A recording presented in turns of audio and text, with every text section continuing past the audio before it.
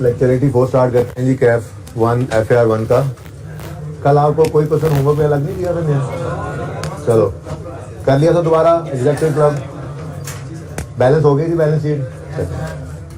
अभी फिलहाल बुक वाला सोल्यूशन नहीं देखना, वो फिर डिस्कस कर लेंगे बाद में, ठीक है। पॉइंट 9 को उन्होंने कैसे इंटरप्रेट करके यूज किया और हम कैसे करें इसको फिलहाल छोड़े। अच्छा जी, कोई बात नहीं है, आप इनकम में डाल दो।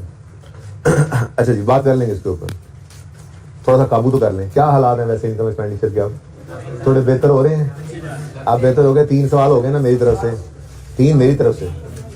मैंने क्लास में अभी 3 सवाल करवाए हैं, बाकी आप तो माशाल्लाह अभी बहुत सवाल करेंगे। अब जैसे संडे आ गया कल, और बैठ जाए यार, तेरी मेहरबानी को जगह पसंद कर ले यार, बिठा लो यार इसको कहीं पे यार। अच्छा जी, क्वेश्चन नंबर 12 ओपन करें बगैर कोई टाइम ज़ाया किए ये सवाल शुरू करते हैं। मेरा दिल ये है कि इस सवाल को करने के बाद मैं थोड़ी सी बात लाइव मेंबरशिप पे कर लूँ, अल्लाह करे टाइम बच जाए, ठीक है। तो सवाल शुरू करते हैं। रिक्वायरमेंट है, रिक्वायरमेंट है, determine the amount of loss incurred by the club due to fraud committed by previous accountant. लो अभी अकाउंटेंट चूना लगा के चला गया, ठीक है। अब देखें, ये पहले ना सिंगल एंट्री के अंदर ये टॉपिक स्पेशली बड़ा फेवरेट था, उसका टेस्ट करता था, लेकिन इनकम एक्सपेंडिचर के अंदर भी ये टॉपिक टेस्ट हो सकता है, जैसे हुआ पड़ा इस सवाल के अंदर। कोई पुराना सवाल नहीं है, 17 के अंदर आया था सवाल। अच्छा चलें, तो ये कैसे निकालेंगे ये तो भूल ही जाए ना, आपकी रिक्वायरमेंट ये अलग से है, सारा सवाल हम वैसे करेंगे जैसे करते हैं, ठीक है। एंड पे फिर मैं आपको बताऊंगा कि शक है किस बात पे कि कैश में मिस अप्रोप्रिएशन हुई है, तो कैश के लेजर को जो हम जैसे आज तक बनाते हैं वैसे ही बनाएंगे, बस उसके अंदर एक छोटी सी एहतियात एंड पे कर लेंगे, ठीक है ना। तो फिर मैं आपको बताऊंगा कि रिक्वायरमेंट ए एड्रेस हुई है हमारी, यानी तब तक हमने बात नहीं करनी इसकी, ठीक है ना। बाकी इनकम एक्सपेंडिचर बनाना है और फाइनेंशियल पोजीशन बनानी है 31 दिसंबर 16 के लिए, ठीक है। और खैर से सब्सक्रिप्शन की इनकम के ऊपर अब थोड़ी बहुत पिटाई उसने शुरू कर देनी है आपकी, ठीक है। थोड़ी बहुत बात इसके ऊपर, और कुछ छोटे छोटे क्वेश्चन भी हैं, मैं वो भी आपको प्रैक्टिस करवाऊंगा। फिलहाल मेरा पिछले 3 दिन से फोकस सिर्फ इस बात पे था कि आपको ये सवाल काबू करना आ जाए, और तकरीबन 70% मार्क्स आपके अब इस सवाल के अंदर अब स्कोर हो सकते हैं। अब क्वेश्चन स्पेसिफिक कुछ एडजस्टमेंट्स हैं, कुछ चीजें हैं, कुछ कॉन्सेप्ट्स हैं जो रहते हैं इसके, तो अब हम अगले 3-4 दिन में बस इन्हीं को ही कवर कर रहे होंगे, ठीक है। बुनियाद हमारी अपनी जगह कायम रहेगी, उसी तरह से इनकम एक्सपेंडिचर बनेगा, उस तरह से बैलेंस शीट बनेगी, लेजर्स बनेंगे, सारे काम ऐसे ही होते रहेंगे, और हर रोज कोई ना कोई नई चीज हम सीखते चले जाएंगे। जैसे आज मिस अप्रोप्रिएशन की बात सीखेंगे हम, ठीक है। ओके, तो सवाल शुरू करने से पहले फिर पता तो लग ही गया हमें। अच्छा, गो थ्रू करना हो तो कर लें सवाल, एक नजर डाल लेते हैं क्या कुछ गिवन है। Accountant of Layer Club was terminated on account of charges of fraud on 31 December 16 and Mr. Ahmad has been appointed in his place. Ahmad has gathered following information respect for the unit 31 December 16. Club has 3300 members. Membership fee 10,000 है per annum और fee payable by each member becomes due blah blah blah. ये point 1 सारे का सारा subscription से relate करता है और मेंबरशिप फी भी है इसके अंदर, ठीक है जी। तो जब सब्सक्रिप्शन और मेंबरशिप फी की बारी आएगी तो इस सवाल इस पॉइंट को हम देखेंगे। उसके बाद पॉइंट 2 में समरी ऑफ बैंक अकाउंट है। आज कैश बुक और बैंक स्टेटमेंट, कैश और बैंक इकट्ठा नहीं है भाई, ठीक है। तो समरी ऑफ बैंक अकाउंट ये गिवन है, बैंक अकाउंट की बात हो रही है, कल जैसा सवाल ही बन रहा है ना, ठीक है। बैंक अलग से दिया हुआ है, ओके। अच्छा जी, उसके बाद पॉइंट 3 में amounts paid from petty cash, ये कैश की कुछ पेमेंट्स आ रही हैं, ठीक है। जरा गो थ्रू कर लेना सवाल को, अच्छा होता है सवाल शुरू करने से पहले। वैसे तो आपने करना ही ऐसे है हमेशा, ठीक है, 2 दफा सवाल पढ़ना है। मैं आपको बताऊं, मेरे हमारे उस्ताद जो है अभी नहीं है, अल्लाह उनकी उम्र बरकत दे, वो कहा करते थे हमें कि 3 दफा सवाल शुरू करने से पहले आपने 3 दफा सवाल पढ़ने से पहले आपने शुरू ही नहीं करना। तो मैंने तो आपको एक दफा का डिस्काउंट दे दिया, ठीक है। मैं तो कहता हूँ 2 दफा सवाल पढ़ो और फिर शुरू करो। यार ये इसी तरह बंद कर दो थोड़ी देर। अच्छा, आगे जी पॉइंट 4 में कहता है जी क्लब हैज अ टक शॉप, यानी कि इनकी ट्रेडिंग एक्टिविटी क्या है, टक शॉप, ओके। आज अलग से उसने रिक्वायरमेंट नहीं कही है ट्रेडिंग एक्टिविटी की, तो कोई मसला नहीं है, आज हम वर्किंग 1 इसको बना लेंगे, लेकिन रखेंगे इसको अलग ही, ठीक है ना। इनकम एक्सपेंडिचर का पार्ट नहीं बनाना आपने। पॉइंट 5 के अंदर फिक्स एसेट से रिलेटेड बातें हैं, और उसके बाद पॉइंट 6 में ओपनिंग क्लोजिंग कैश गिवन है, और पॉइंट 7 में कुछ और ओपनिंग क्लोजिंग गिवन है। तो मेरे ख्याल में सवाल में कोई इतना मसला नहीं है, जरा शुरू करते हैं। स्टार्ट वैसे ही लेंगे फॉर्मेट से, 1 मिनट है आप लोगों के पास भी और मेरे पास भी। लेयर क्लब, लेयर क्लब ही है ना नाम।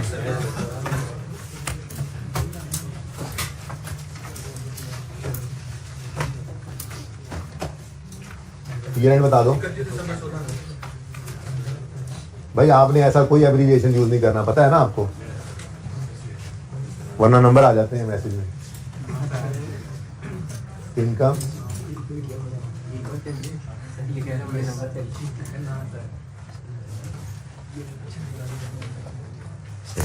1000 में करेंगे जी, रुपीज इन 1000।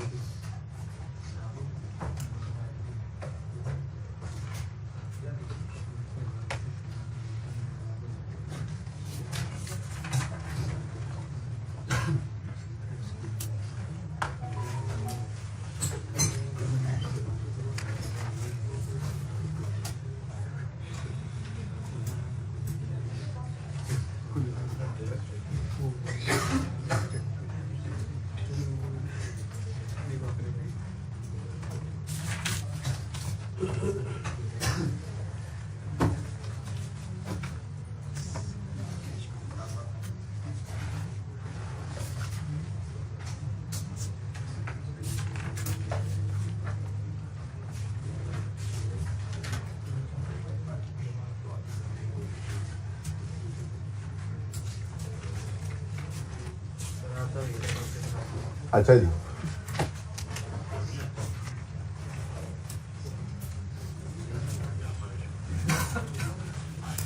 सब्सक्रिप्शन का अकाउंट आज थोड़ा सा ज़्यादा डिटेल मांगेगा।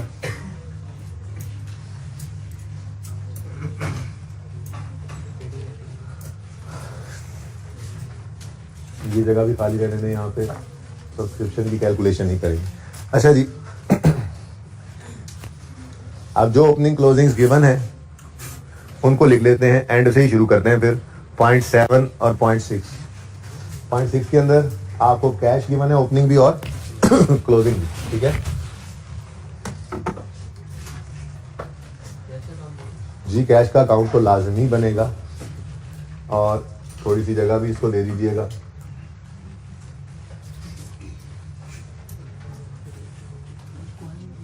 जी, कैश अकाउंट ओपनिंग कितना है 300 और क्लोजिंग जी 25 ओनली। चूना लगा गया लगता है, अब बाद में कर लेंगे, ठीक है। बल्कि रिक्वायरमेंट ये नहीं डालेंगे ना, वहाँ पे सिर्फ लिख देंगे उसने भी तो रिक्वायरमेंट क्या कही है, बताओ कितना लॉस है, तो वहाँ लॉस लिख के रेफर कर देंगे। ये वर्किंग फिलहाल छोड़ो, रिक्वायरमेंट ये है ही नहीं, मैंने का सवाल। ठीक, पॉइंट नंबर 8 है, क्रेडिटर्स हैं, रेंट है और स्टॉक है। ये 3 लेजर्स बना लेते हैं।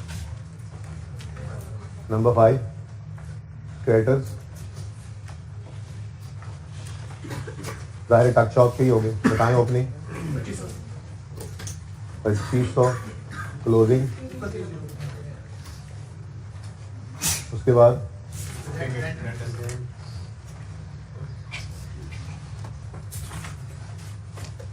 रेंट प्रीपेड है 168, क्लोजिंग 175। नेक्स्ट है जी स्टॉक, ओपनिंग 2300, क्लोजिंग 25। ठीक हो गया जी। 0.6 हो गया और 0.7 हो गया। उसके बाद फिक्स्ड एसेट्स भी हैं।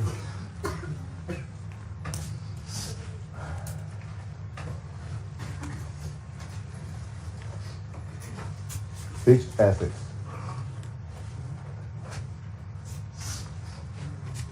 opening WDV of fixed assets was 28,000, so brought down 28,000 है, बुक वैल्यू पे बना लेंगे इसको। फिर कहता है इक्विपमेंट वॉज परचेज भी है, इक्विपमेंट हैविंग इतनी बुक वैल्यू वॉज डिस्पोज भी है, रिडक्शन मेथड भी है, क्लोजिंग नहीं है। तो 0.5 जब करेंगे, बारी जब आएगी उसकी, बिल्कुल तो अभी कर दें, यहीं से स्टार्ट कर दें, ठीक है। तो ये लेजर भी पूरा हो जाएगा, ठीक है। कर दें क्या, जल्दी करें, 1 मिनट है आपके पास। 0.5 पढ़ें और फिक्स एसेट का लेजर मुकम्मल कर दें मुझे जल्दी। एक एडिशन आएगा, एक डिस्पोजल आएगा, तो डिस्पोजल का अकाउंट भी बनाएंगे, ठीक है। और डेप्शन भी निकालेंगे, ओपनिंग, एडिशन, डिस्पोजल की तरह से अलग अलग करके, और वो फिगर भी निकाल के एंट्रीज करें। जल्दी करें शाबाश, जल्दी करें। ये पॉइंट आपका है, ये सवाल मेरा नहीं है। सवाल आसान होते जा रहे हैं आहिस्ता आहिस्ता। हर सवाल में बरकत के लिए 1-2 एडजस्टमेंट ऐसी होंगी समझ नहीं आएंगी, बाकी कोई मसला नहीं होगा। आपने उससे परेशान नहीं होना, आपने ये देखना है कितना कुछ आपको आता है पर्चे में भी।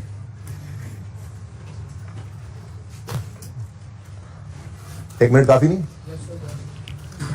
चले 1 मिनट जो दिया है वो अब से शुरू होता है।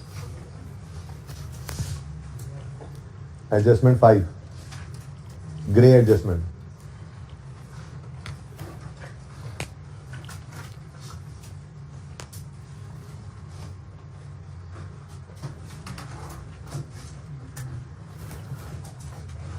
जो एक्साइज इक्विपमेंट खरीदा है 1 अक्टूबर 16 को, वो आपको, चले इतनी सी मैं नकल करवा देता हूं, वो आपको नजर आ रहा है बैंक में। अच्छा, फ्री होल्ड लैंड परचेज किया है, ये डेप्रीशिएबल नहीं है। चाहो तो फिक्स एसेट के अकाउंट में डाल दो, लेकिन डेप्शन की कैलकुलेशन में ना लेना। कुछ भी कर सकते हो आप, जैसे चाहो।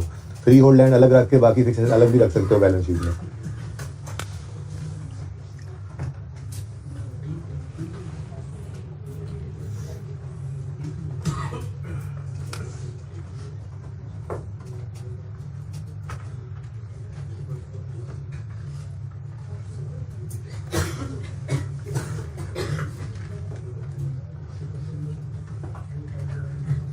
ये ग्रे एडजस्टमेंट के साथ मैंने कुछ ग्रे इधर भी कर दिया है, ये आपने यूज कर लेना है इस अकाउंट के अंदर।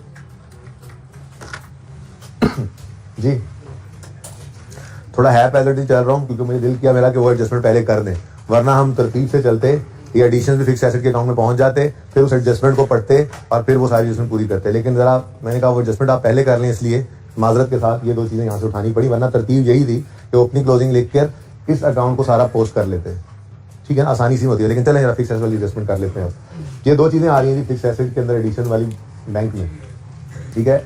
फ्री होल्ड लैंड का मतलब है नॉन डेप्रिशिएबल। लीज होल्ड की बात की थी ना, एक आधी बार शायद को आया हो।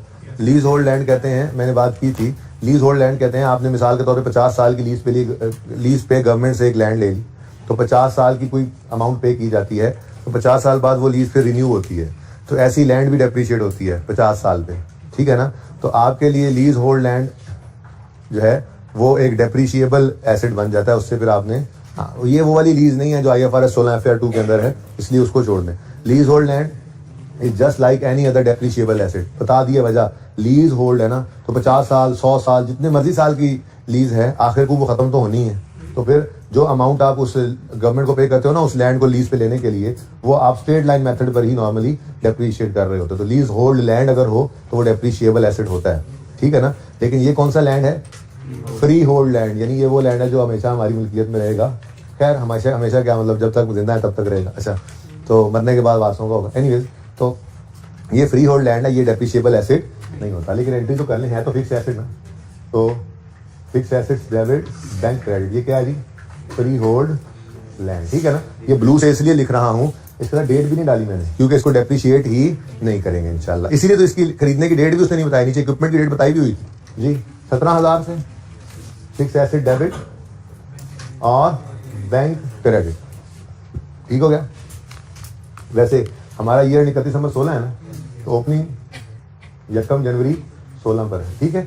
लेकिन मैंने इसके साथ डेट ही नहीं डाली, कहीं आप भूल से इसको डेप्शिट ना कर दें। कोई चाहे इसको अलग से बैलेंस शीट के अंदर जाके लिख दे लैंड और बाकी फिक्स एसेट अलग लिख दे, वो भी ठीक होगा, लेकिन ये ज़्यादा बेहतर लग रहा है मुझे। ठीक है, एक और एडिशन, एक्सरसाइज इक्विपमेंट खरीदा हमने और एक्सरसाइज इक्विपमेंट फिक्स एसेट के अंदर ही हमने किया डेबिट और बैंक कर दिया क्रेडिट। एक्सरसाइज इक्विपमेंट वैसे ही आपको समझाने की लिखा होना जरूरत नहीं थी। कितने का? 7350। ठीक है जी, बाकी आप देख लें। बाकी तो इस पॉइंट में मैंने कहा सब्सक्रिप्शन है, इसमें आप देखें तो क्या है deposit return of disposal of fix asset. हाँ, ये डिस्पोजल के अमाउंट है, इसको भी ग्रे कर लेते हैं।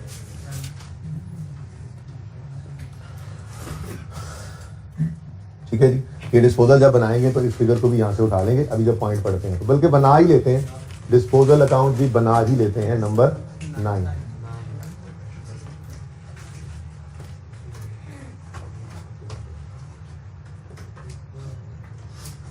जो भी चीज बिकेगी बता देगा वो। फिलहाल बैंक के अमाउंट तो आ गई ना, ताकि बैंक को तो बता देना। ये तो दोनों हो गए थे। ठीक क्या है जी, bank debit disposal account credit, ऐसे ही करते आए हैं। ठीक है, कितने से? तो कैश फ्लो पहले करने के बड़े फायदे हो गए थे हमें इस टॉपिक से पहले। ठीक है ना, चलें जी। अब मेंबर सब्सक्रिप्शन है, इंश्योरेंस है, रेंट रेट है, यूटिलिटीज है, कैश विड्रॉल है, पेमेंट्स है, रिपेयर मेंटेनेंस है, और कोई ऐसी चीज़ नहीं है जो फिक्स एसेट से रिलेट करती हो। अब मैं उस एडजस्टमेंट पे मूव कर सकता हूँ। वैसे मैंने आपको यार किया कि सही तरीका तो यही होता, ज़्यादा ईजी भी लग रहा है कि पहले सारे डेबिट क्रेडिट को पोस्ट कर देते अकाउंट्स में, फिर एडजस्टमेंट पढ़ते। लेकिन वैसे ही मेरा दिल कर पड़ा, मैंने कहा यार जरा वो एडजस्टमेंट कर दो, तो इसलिए मैं इस तरह से आया हूँ इस तरफ, वरना ऐसे ना आते जी। ओपनिंग WDV 28,000 है, लिख चुके हैं हम। फिर कहता है exercise equipment was purchase on क्या 7 है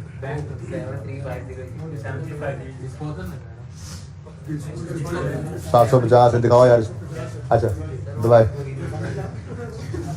दवाई नहीं लिया इस खैर है जी। Please, exercise equipment was purchase on यकम अक्टूबर 16, 1-10-16। तो ये अक्टूबर नवंबर दिसंबर सिर्फ 3 महीने डेबिटेड होगा। ठीक है जी। आगे कहता है fix asset having opening book value of 800 was disposed of on 31 मार्च 16। अब 3 महीने की डेप्शन इसकी मजीद हमने चार्ज करना है। ठीक है, तो यहाँ पे कर लूँगा नंबर 10 WDV ऑफ डिस्पोजल निकाल लेते हैं। ठीक है, हमें यहाँ चमक तो नहीं पड़ रही। अच्छा जी, यकम जनवरी 16 पर बुक वैल्यू हमें गिवन है सवाल के अंदर, डिस्पोजल की कितनी? 800। ठीक है जी, 800। और ये 31 मार्च 16 को बिक रहा है। और रिडक्शन मेथड शुक्र है स्ट्रेट लाइन है, स्ट्रेट लाइन नहीं है, वरना कॉस्ट निकालना पड़ती किसी तरह से। लेकिन उसने कहा है fix asset reduction rate 20% under reducing balance method. तो 800 इंटू 20% इंटू 3/12 जी 40 आ गया। और ये 760 बुक वैल्यू आ गई डेट ऑफ डिस्पोजल की।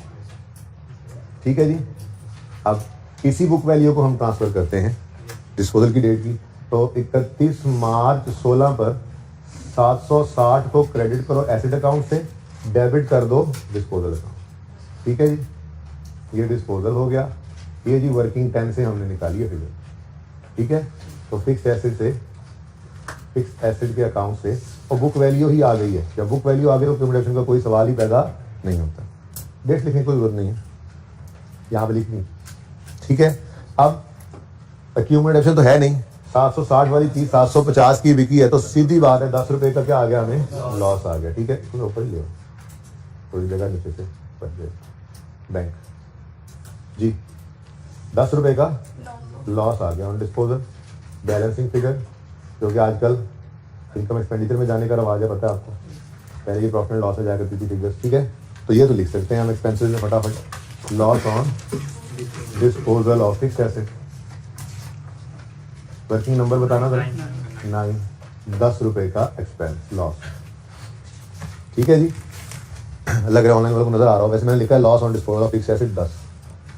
आप कोशिश करूंगा आगे जरा बड़ा लिखूँ। नेक्स्ट ये हो गया जी खत्म। अब ये सब ये भी आपने पूरा करना था ना, तो रह गया यहाँ पे बस डेप्रिसिएशन को कैलकुलेट करके डालना। ठीक है जी, उसके लिए वर्किंग 11 कर देता हूँ मैं, ताकि 31 दिसंबर 16 पर कैरी डाउन निकल सके। नहीं निकाली डेप्शन, हद हो गई यार। कुछ बच्चे अब निकाल रहे हैं, हद हो गई यार, तुमने तो अकाउंट पूरा करना था। 5848। चलो चेक करते हैं। नंबर 11 वर्किंग है डेप्रीसिएशन एक्सपेंस। ये तो देखो भाई, ऑन ओपनिंग एक्सक्लूडिंग डिस्पोजल्स, याद है। अब मेथड रिड्यूसिंग बैलेंस है, तो opening book value of all में से 28,000 में से माइनस कर देना है opening book value of disposal यानी 800 को। कितने बजे ने 760 को कर दिया था? कोई भी नहीं है? अच्छा है, माशाल्लाह। तो इंटू 20%। बच्चे का पता होता है बंदे, एक ने माना है, 3 4 5 ने किया होगा। 5440, ठीक है, समझ आया। उसके बाद ऑन एडिशन। अच्छा, अब ये 17,000 पे ले लेंगे डेप्शन। 17,000 को डेप्शन करेंगे कितने? 20। 17,000 को नहीं करेंगे, क्यों? इसलिए अलग कलर से लिखा था, भूल ना जाना, ठीक है। तो सिर्फ इस 735 पकड़ो, 20% रेट लगाओ, लेकिन 3/12 कर देना जी, 368। उसके बाद ऑन डिस्पोजल, और दोबारा नहीं करना, बस वर्किंग 10 का रेफरेंस दे दो। 40 58। अभी आपने क्या कहा था थोड़ी देर पहले? यही कहा था कसमें। Depreciation expense debit depreciation expense working 11 में निकालिए। कितने से? 5848 से, ठीक है जी। इधर देखो भाई, डेप्रीसिएशन एक्सपेंस डेबिट और एसेट को ही कर दिया क्रेडिट 5848। मैं तो कहता हूँ अब एंड पे बैलेंस क्या करना, कर ही दो इसको, जान छुड़ाओ इसको। 4574, ठीक है जी। ये क्लोजिंग यहाँ ले जाओ। नॉन करंट एसेट्स में यहाँ पे लिखो 6 एसेट्स, वर्किंग नंबर 8। कितना निकला जी? 742, ठीक है जी। तो ये कोई मुश्किल एडजस्टमेंट नहीं थी। अगर पर्चे में होती तो इसमें आपके मार्क्स इजीली आ सकते थे। कोई टेक्निकल काम नहीं किया। कंफ्यूजन हो सकती थी इस लैंड से। मैंने ये भी कह दिया कि वो अलग 17,000 लिखकर बाकी कोई लेकर जा सकते थे, लेकिन ये ज्यादा बेहतर है ना। फिक्स एसेट का ही लेजर बना लिया तो लैंड भी फिक्स एसेट ही। चलो जी, ऐसी बस इस बात में जरा मैं आ गया था, मैं 0.5 आपसे पहले करवा लिया। वापस चले अपनी रूटीन पे चलते हैं। ये ना सारे डेबिट्स क्रेडिट्स पहले लिख लेते हैं। तैयार है फिर? चले। अच्छा, दिल तो कह रहा है 0.1 भी कर लेते हैं, लेकिन चलें फिलहाल इसको कर लेते हैं। Summary of bank account for the year is shown below. Opening balance है। अच्छा, ओपनिंग बैलेंस, अब फिर वही खतरे की बात आ गई ना कि हमें कहीं ओपनिंग जनरल फंड नजर नहीं आया, लेकिन बिजनेस चल रहा है। बिजनेस कह रहा हूँ, ऑर्गेनाइजेशन चल रही है पहले से। क्यों? ओपनिंग बैलेंसेस आ रहे हैं। ये ओपनिंग बैलेंस पड़ा हुआ है, और कितने ओपनिंग बैलेंसेस आए हैं, मतलब पहले से ऑर्गेनाइजेशन इन एग्जिस्टेंस है। ये कोई पहला साल नहीं है इसका, ठीक है। तो ओपनिंग जनरल फंड होना चाहिए था, सवाल में नजर नहीं आया है, इसलिए इसको ले जाओ। 3700.5 यहाँ पे लिख लो, ताकि ये बाद में भूले ना। 3700 इसलिए लिखवा देता हूँ ताकि भूले ना, चाहे बाद में वर्किंग अलग से करनी पड़ेगी, जगह यहाँ पे कम पड़ जाए। ये लिखा हुआ कम से कम भूलता नहीं है, क्योंकि कल मैंने शायद लिखवाया था आपको, अगर पर्चे के अंदर बैंक इस तरह से दे दे कि ओपनिंग डेबिट्स क्रेडिट्स क्लोजिंग मौजूद हो, तो हम इसका लेजर बनाते ही नहीं है, टाइम बचा लेते हैं। तो ये तो आपके क्वेश्चन पेपर पे रह जाना है। ये ऐसे ही है जैसे वर्किंग 11 है तो ये वर्किंग 12। ये आपकी वर्किंग ऑलरेडी हुई पड़ी है, तो आप बस करते नहीं हो, इसको यूज कर लेते हो। तो फिर जब सारे लेजर इधर पड़े होते हैं तो आप भूल जाते हो कि ये भी आपका एक लेजर था जो आपके क्वेश्चन पेपर पे पड़ा है। तो इसलिए मैं साथ ही स्टार्ट में लिखवा देता हूँ इसको, ओपनिंग में वहां पे लिख लो, क्योंकि ये कॉमन एरर है जो बच्चे कर जाते हैं। ठीक है, ठीक हो गया जी। अब कैश डिपॉजिटेड इनटू बैंक, इसकी क्या एंट्री होगी? बैंक डेबिट कैश क्रेडिट, कल एंट्री करवाई थी, ठीक है। तो बैंक डेबिट कैश क्रेडिट, यहाँ पे लिख दोगे बैंक, उधर लिखा हुआ है कैश। कितना भाई?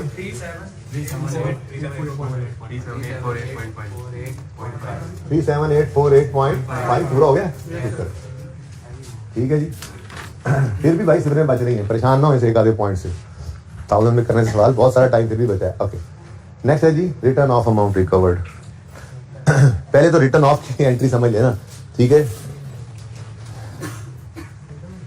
आपने चीजें बेची, आपने एंट्री पास की, डेटर डेबिट सेल्स क्रेडिट, ठीक है ना। ओके, कुछ बंदे पैसे नहीं दे के गए, भाग गए, तो बैड डेट राइट ऑफ करने की एंट्री क्या होती थी? Bad debt return of debit debtor credit, ठीक है ना। और बैड रिटर्न ऑफ को प्रोविजन में फेंक देते हैं, पहले डेटर में फेंक के प्रोविजन लेते हैं, वो मकसद नहीं है। फिलहाल तो सिर्फ ये बताना है कि बैड डेट की एंट्री क्या होती है, bad return of debit debtor credit. ठीक है जी, ये एंट्री क्या बन गई जी, बैड डेट रिटर्न ऑफ। ठीक है, हम प्रोविजन में ही डायरेक्ट फेंक देते हैं उसको, लेकिन होता तो बैड रिटर्न ऑफ है ना। Bad return of expense provision में ऐसे लिखिए, बैड रिटर्न ऑफ एक्सपेंस होता है, लेकिन हम उसको फेंक देते हैं बस प्रोविजन अकाउंट में। ये वैसे ही आप रिवीजन करवा रहा हूँ, ठीक है ना। Bad return of expense debit और डेटर्स का अकाउंट क्रेडिट। ठीक है, अच्छा अब आपको पता है हमारी आदत क्या, हमने कोई नया कुछ पढ़ना नहीं होता, हम तो पढ़े हुए को यूज करते हैं। सब्सक्रिप्शन इनकम का अकाउंट अगर हो और मैं ये कहूं कि मैंने सर्विसेज दे ली हैं, अभी पैसे रिसीव हुए नहीं है, इसलिए यहां ब्रॉड डाउन होता है। ठीक है, सर्विसेज दे ली हैं लेकिन पैसे रिसीव नहीं किए, तो उसको सब्सक्रिप्शन रिसीवेबल कहते थे, एसेट है। फिर मजीद बढ़ा कि इसमें सब्सक्रिप्शन इनकम के लेजर में इनकम किस तरफ आया करती है, इधर ही आती है सब्सक्रिप्शन इनकम, जैसे यहाँ पे सेल आ रही है। अब हमने सर्विसेज दे ली हुई हैं, पैसे अभी नहीं आए थे, एक बंदे ने कहा मैं गया अप्लाई कर गया, हमारी सब्सक्रिप्शन उसने देनी थी, अब वो नहीं मिलनी, तो बैड डेट ही हो गया ना। यहाँ पे गुड्स के अगेंस्ट बैड डेट था, यहाँ पे सर्विसेज के रिसीवेबल के अगेंस्ट बैड डेट आ गया, तो एंट्री में कोई चेंज नहीं आना एंट्री वही सेम रहनी है, bad debt return of expense debit और सब्सक्रिप्शन इनकम का अकाउंट क्रेडिट। क्योंकि सब्सक्रिप्शन इनकम में ये सब्सक्रिप्शन इनकम रिसीवेबल पड़ी है ओपनिंग में और ये पड़ी है क्लोजिंग में, तो ये भी डेटर ओपनिंग क्लोजिंग, ये भी डेटर ही है ना, रिसीवेबल ओपनिंग क्लोजिंग, तो एंट्री में कोई फर्क नहीं आया, एंट्री आज भी वही है, bad debt return of expense debit, बस डेटर के अकाउंट की बजाय सब्सक्रिप्शन रिसीवेबल का अकाउंट जो हमने इकट्ठे ही बनाया होता है, सब्सक्रिप्शन के अकाउंट के अंदर हम क्रेडिट करते हैं। बात समझ आ गई? तो बोलो सबको क्लियर है? यानी एंट्री में कोई चेंज नहीं है, बस सिर्फ ये ध्यान में लाओ कि सब्सक्रिप्शन के केस में ये डेटर का ही अकाउंट है, ये ओपनिंग डेटर्स हैं, ये क्लोजिंग डेटर्स हैं, ओपनिंग रिसीवेबल क्लोजिंग रिसीवेबल, तो फिर यहाँ पर भी बैड डेट रिटर्न ऑफ की एंट्री वही है। अब रिकवरी के केस में आपको पता है कि रिकवरी होने की जब बात आती थी तो हम कहते थे जो बैड डेट रिटर्न ऑफ है ना, वो डेटर से ऑलरेडी क्रेडिट हो चुका हुआ है, तो जब उससे रिकवरी हो जाए तो क्या एंट्री की, तो रिवाइज करवाया था आपको क्या, बैड बैंक या कैश डेबिट और bad debt recovery income credit, तो यहाँ पे भी बिल्कुल वही काम है। ठीक है, अब सवाल के अंदर क्या लिखा हुआ है जी, रिटर्न ऑफ अमाउंट रिकवर्ड, ये क्या है, बैड डेट रिकवरी इनकम है। अब इसकी एंट्री क्या हो रही है, इसकी एंट्री हो रही है बैंक कैश है ना यार, बैंक है, बैंक अकाउंट चल रहा है ना, बस बैंक बोलो, फिर bank debit bad debt recovery income credit, तो यहाँ पे ले आओ इनकम्स में बैड डेट रिकवरी इनकम, ये लिखना है, ये लिख लो, वो लफ्ज लिखा वही लिख दो, कोई मसला नहीं। कितना है, 18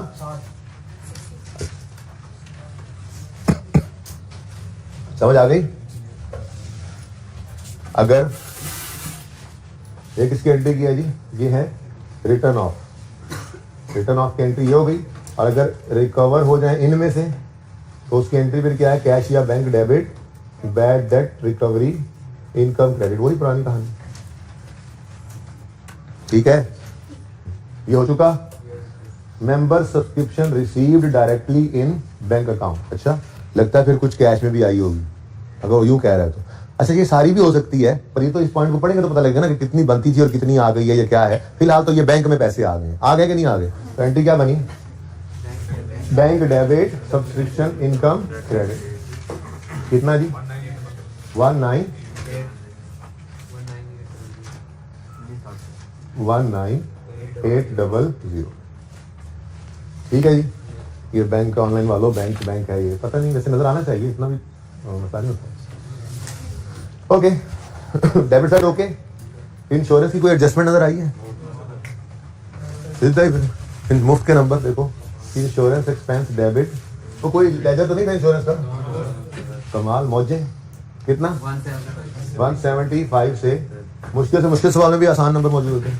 इंश्योरेंस एक्सपेंस डेबिट, और इसके भी नंबर उसी तरह से होंगे जैसे ऊपर डेप्शन लिखने के नंबर है, बस वो कैलकुलेशन पहले शायद 1.5 नंबर हो गए हो, इसका शायद 1 नंबर हो, या जितनी कैलकुलेशन मुश्किल होगी थोड़ा सा उसके नंबर कैलकुलेशन के बढ़ेंगे, एंट्री के तो सबके एक जैसे नंबर रहते हैं।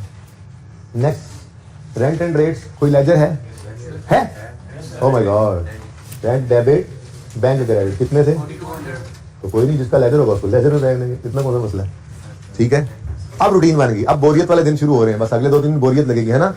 नया टॉपिक आता है तो बंदा कहता है ये नया टॉपिक में सीखना है, ये भी समझो, ये भी समझो। तो 3 बात समझ आ जाती है यार, क्या फिर वही काम करे जा रहे हैं। करें भारत, अभी तो सीखने का टाइम शुरू है। यूटिलिटीज, हाँ नहीं है, लेजर डायरेक्ट ले आओ। यूटिलिटीज एक्सपेंस कितना 4365 डेबिट और बैंक क्रेडिट, ठीक है जी। फिर क्या है भाई, ये तो हो गया already. Cash withdrawal from bank, drawings कल ही बता दिया था। आप देखो ना, एक बार जो सवाल हम करते हैं ना, उसकी बातें यहाँ फिर अगले सवालों में यूं आने लग जाती हैं। ये वो 70-80% सवाल, 70% कह लो चलो कम से कम, ये वो सवाल होता है जो आप देखें हर सवाल के अंदर ना कुछ चीजें रूटीन के अंदर रिपीट हो रही होती हैं, हर बार, और कुछ थोड़ी सी चीजें जो है वो नहीं आती हैं। तो जो हर बार रिपीट हो रही होती हैं उनके अंदर गलती ना करने वाले पास हो जाते हैं, क्योंकि जो मुश्किल होती है तो सबके लिए नहीं होती हैं, ठीक है ना, सही है जी। तो कैश विथड्रॉल फ्रॉम बैंक की एंट्री है कैश डेबिट, तो बैंक से पैसे निकल भी सकते हैं, बैंक से पैसे आ भी सकते हैं जी। 61 बस एग्जैक्ट किधर आ गया, बैंक 6120 स्मार्ट 2 करके लिखा, जगह ना कम पड़ गई। नेक्स्ट पेमेंट, तो आज उसने खुद ही कह दिया, तंग आ गया, उसने कहा मैं परचेज भी लिखूं तो ये तो पेमेंट तो क्रेडिटर्स कर ही देते हैं, मैं लिख ही देता हूँ। चलो कोई बात नहीं, अच्छी बात। क्रेडिटर डेबिट बैंक क्रेडिट कितने थे भाई, 18155, ये तो कल वाली फिगर जैसा लग रहा है, मुझे लग रहा है। चले छोड़े, सेम तो नहीं गई। रिपेयर का कोई अकाउंट है, डायरेक्ट ले जाओ, repair maintenance expense debit bank credit same है। मैंने 2 बार किया था सवाल हर रोज, मैंने रिपेयर मेंटेनेंस लिखना हो तो मैंने रिपेयर एक्सपेंस लिख दिया। भाई मैंने इसके बाद भी सवाल करना है ना जाके गुलबर्ग में, मुझे तो याद हो ही जाना था 700। यानी कि आप भी अगर क्लास वर्क वाला सवाल होमवर्क में जाके पहले करें और फिर होमवर्क करें तो आपका भी टॉपिक ऐसे ही तैयार हो जाएगा जैसे मेरा तैयार होता है अगले दिन, है ना। कोशिश करेंगे ना इंशाल्लाह। ये एक्सरसाइज इक्विपमेंट हो गया है, ये क्लोजिंग ले जाओ, गलती हुई तो बाद तब की तब देखेंगे। फिलहाल ले जाओ करंट एसेट्स में बैंक अकाउंट 5894 ठीक हो गया जी। अब पॉइंट 3 भी फिर पढ़ा ही दो, रह गया ना। फिर amount paid from petty cash were as follows, ये खर्चे कैश से पे हुए हैं। सैलरीज का और सैलरी एक्सपेंस का लेजर मौजूद नहीं है, तो जाओ बुक के नंबर लो, फिर मसला क्या है। Salaries expense debit cash credit 20 हो टक शॉप की ना हो, सवाल नहीं बताया तो फिर कोई जरूरत नहीं है टक शॉप की सैलरी बनाने का इसको, ठीक है। सैलरी एक्सपेंस डेबिट और कैश क्रेडिट 2300। नेक्स्ट क्या है जी, सन्ड्री एक्सपेंस का भी कोई लेजर नहीं है। हाँ सन्ड्री एक्सपेंस कितना 640। अच्छा, सन्ड्री एक्सपेंस डेबिट 640 से और कैश क्रेडिट 640।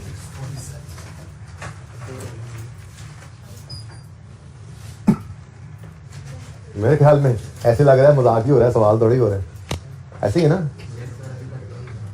अभी तक कैंट तक भी ऐसे ही रहेगा यार, कोई नहीं। एडजस्टमेंट थोड़ी सी मुश्किल है अंग्रेजी के अंदर, लेकिन सब्सक्रिप्शन की इतनी प्रैक्टिस करवाई ही नहीं हुई कि मैं आपको ये पहले करवाता। थोड़ी सी प्रैक्टिस की हुई होती तो जैसे ये सवाल मैं करवा दूंगा तो अगली बार ऐसी कोई एडजस्टमेंट आई सब्सक्रिप्शन तो फिर मैं ऐसे ही कहूँगा जैसे फिक्स एसेट के बारे में कहा। जल्दी करो, 2 मिनट में करो, आप खुद ही कर लोगे इंशाल्लाह। जरा चेक कर लें कौन सा पॉइंट रह गया। पॉइंट 4 को भी देख लेते हैं और फिर सब्सक्रिप्शन पे एंड पे चलते हैं। पॉइंट 4 में कहता है क्लब हैज अ टक shop which earns a profit margin of 20% of sales. All sales of tuck shop are made on cash. जैसे ही ये वाली बात देखो ना, कल वाले काम क्वेश्चन मार्क लगा लिया करो, ठीक है।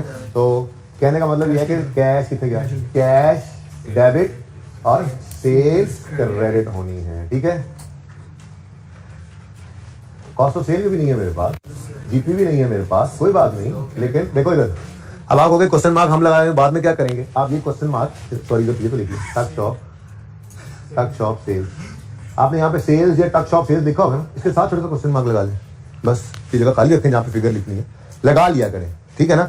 जैसे ही वो ये बात कहे ना कि ये कैश में, जैसे वो कहे डेटर्स पैसे कैश में देते हैं, डेटर अगर हो तो आप फॉरन एंट्री कर दो, cash debit debtor credit question mark लगा दो। यही तरीका है इन सवालों के अंदर मिसिंग इन्फॉर्मेशन निकालने हैं, ठीक है, सही है। पहले सिंगल एंट्री हुआ करता था, काम ही यही होता सी, 15 दिन लगे रहते थे उस पर, खज्जल होते रहते थे, लेकिन वो सबसे पहले मैं करवाया करता था। उसके बाद इनकम एक्सपेंडिचर आप कहते थे ये कोई टॉपिक है, बच्चे कहते थे कैश फ्लो, हंसते थे ये कोई टॉपिक है, वो ऐसा टॉपिक है बाहर। अच्छा जी, आगे कहता है during the year stock costing 500 was destroyed by fire. Concept पहले रिवाइज कर ले, इंट्रो पे पढ़ रखा है आपने वैसे ये कॉन्सेप्ट, ठीक है। एबनॉर्मल लॉस अगर हो और फिक्स एसेट का हो, वो जो मैंने डिस्ट्रक्शन ये तो रिवाइज करवाया हुआ है ना यार, मत बातें करो यार, बात तुम्हें सवाल आसान लग रहा है, तुम्हें सवाल आसान लग रहा है ना, लग रहा है ना, है आसान, क्या हो गया। अच्छा, अगर एबनॉर्मल लॉस फिक्स एसेट का हो, जैसे फिक्स एसेट डिस्ट्रॉय हो, तो वो तो मैंने आपको पढ़ाया है ना, अभी हम जब 18-19 लेक्चर लगा के आया था ये 16 में, उसमें हमने sale of asset disposal of asset through destruction भी तो पढ़ा था, रिवाइज किया था। उसमें क्या एंट्री होती है, मैं फिक्स एसेट की बात ही कर रहा हूँ। अक्यूमुलेटेड एब्सेंट डेबिट, इंश्योरेंस वालों ने पैसे दे दिए तो कैश डेबिट, नहीं दिए तो इंश्योरेंस क्लेम रिसीवेबल डेबिट, और फिक्स एसेट क्रेडिट, ठीक है ना।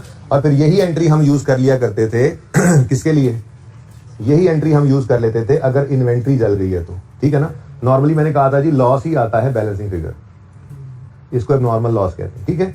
अब जब ये एंट्री हमने इन्वेंट्री के लिए यूज करनी है तो इन्वेंट्री के केस में एक्यूमुलेटेड डेप्रिसिएशन का वजूद ही कोई नहीं होता, पहला चेंज तो आ जाता था ये, ठीक है।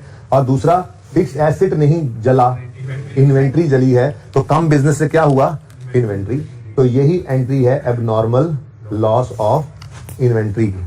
एबनॉर्मल लॉस फिक्स एसेट का था, तो जो एंट्री थी वही एबनॉर्मल लॉस ऑफ इन्वेंट्री की एंट्री बन गई, बस एक्यूमुलेटेड डेप्रिसिएशन को उठा दो क्योंकि ये डेप्रिसिएबल एसेट नहीं है, और फिक्स एसेट की बजाय क्या गया है बिजनेस से, इन्वेंट्री। समझ में आया कि नहीं आया समझ? चलो फिर ये एंट्री कर लेते हैं, यहाँ पे कहाँ पे करें, यहाँ पे जगह है, वर्किंग 12 कर लेते हैं।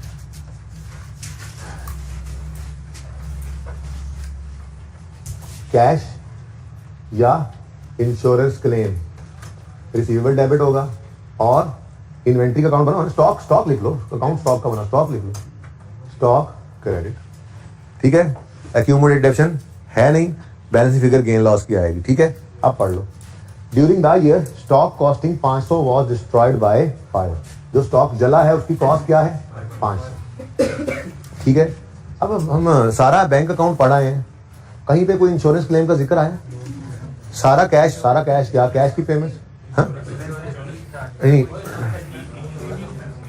देखो इंश्योरेंस पे हो रही है, रिसीव कुछ नहीं हो रहा, ये इंश्योरेंस प्रीमियम है, पता नहीं फिर अभी उन्होंने माना नहीं क्लेम को या जो भी है, हमारी इन्वेंट्री जली है, लेकिन पूरे सवाल में कोई जिक्र नहीं है कि इंश्योरेंस वालों ने कोई पैसे पा दिए हैं, तो ठीक है, ये इंश्योरेंस पे हो रही है, प्रीमियम पे हो रहा है, ये रिसीव नहीं हो रही। डेबिट साइड पे अमाउंट आती तो मैं कहता कि लो इंश्योरेंस क्लेम आ, इंश्योरेंस वालों से पैसे आ गए हैं तो बैंक डेबिट कर देते, या इस सवाल में यहाँ पे लिख देता कि इंश्योरेंस वालों ने कह दिया है कि इतने पैसे हम देंगे तो रिसीवेबल पे लिख देते, लेकिन ना तो कोई पैसे आए हैं ना ही कोई उन्होंने हामी भरी है, तो फिर ये 500 का 500 क्या हो गया, लॉस हो गया, ठीक है जी।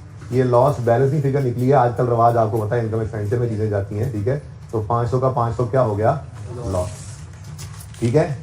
रिवीजन हो गई, चलो अब लॉस इनकम एक्सपेंडिचर के अंदर एक बात सुनो, वैसे ये स्टॉक कौन सा था, टक शॉप का था, तो ले इधर भी जाओ तो गड़बड़ तो कोई नहीं, आंसर सही हो जाएगा, लेकिन सही बोले तो इस लॉस को यहाँ पे आना चाहिए, यहाँ पे आना चाहिए बिल्कुल। तो एंट्री क्या बन गई, loss due to fire, abnormal loss लिख लो बस, abnormal loss of stock, working number वो एंट्री का ही रेफर कर दो ना, 12 कितना 5, ठीक है जी। और अल्लाह करे और कुछ ना, जगह घूम बची है मेरे पास, ठीक है। ऐसे आता नहीं छोड़ी होती है जगह, मैंने 2-3 लाइनें तो आ गया, अब पहले तो पता। अच्छा चले ऐसी पर्चे में करेंगे ना, जीपी लिख के नीचे 2-3 लाइनें छोड़ने, कोई एक्सपेंस ऐसे देखें, अब नजर तो कुछ नहीं आ रहा, कोई वेजेस सैलरी वगैरह, लेकिन मैंने 2-3 लाइनें वैसे छोड़ दी थी, वो आ गया लॉस, लिख दिया हमने वहां पे, ठीक है। ले जी, मैं तो कहता हूँ मुझे तो लगता है पॉइंट 4 भी गया, बस ये है 20% ऑफ, हाँ डबल एंट्री कोई नहीं की मैंने, और सॉरी, 0 से cash debit, profit and loss ही है ना, loss debit profit and loss में, और स्टॉक क्रेडिट, ठीक है जी, यहाँ पे लिख लोगे एबनॉर्मल लॉस, ठीक है। बस यहाँ पे ना साइड पे करके मैं ऐसे 1.1 वर्किंग बना लेता हूँ, कॉस्ट प्लस प्रॉफिट, ताकि इस पॉइंट को फिर देखना ही ना पड़े, इज इक्वल टू सेल, क्या कह रहा है जी, which earns a profit margin of 20% of sale, तो सेल को 100 ले लें। अच्छा अगर वो यूं लिख दे earns a markup of 20% on sale, फिर क्या करोगे? सवाल में पास पेपर में एक आध बार आया हुआ है, ये शायद इंट्रो के पास पेपर इन्वेंट्री में आया हुआ है, इन्वेंट्री के टॉपिक के पास पेपर में 1-2 बार आया हुआ है, लिख भी दे। FAR 2 में एक सवाल में देखा था, आया हुआ था।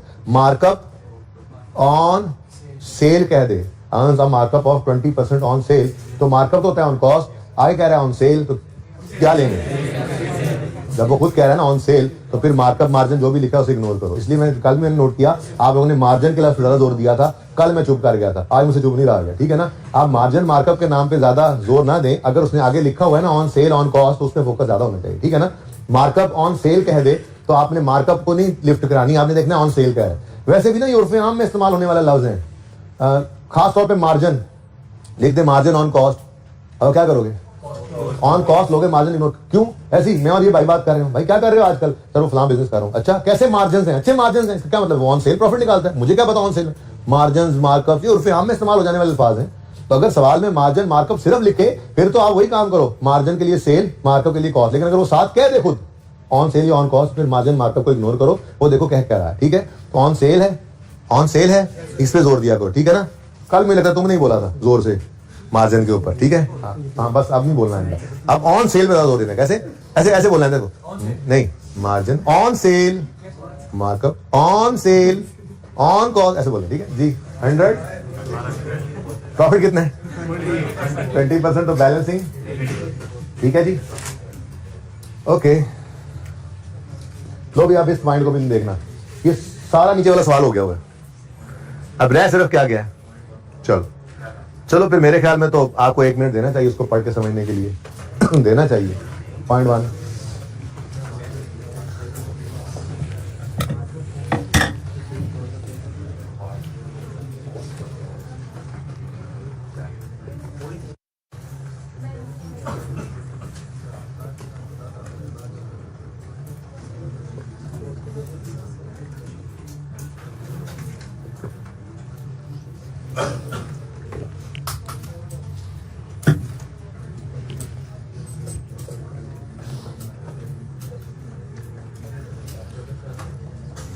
हाँ जी कुछ पल्ले पड़ रहा है?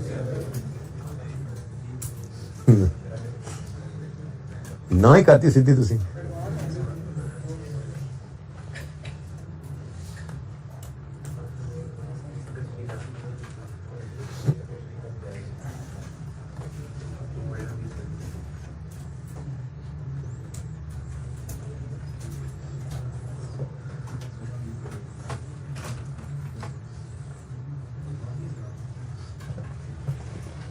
अच्छा जी इधर ही काम चलाएं पहले जितना हो सके।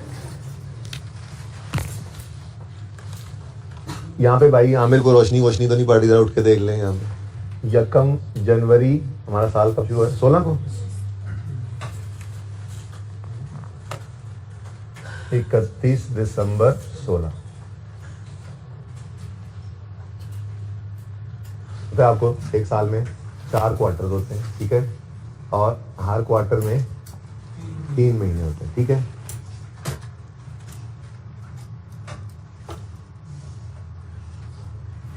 जनवरी, फरवरी, मार्च,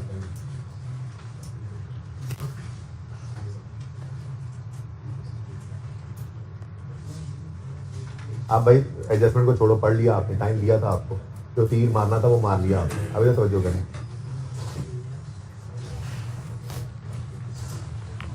पढ़ते हैं सवाल। Club has 3300 member and membership fee is 10,000 per annum.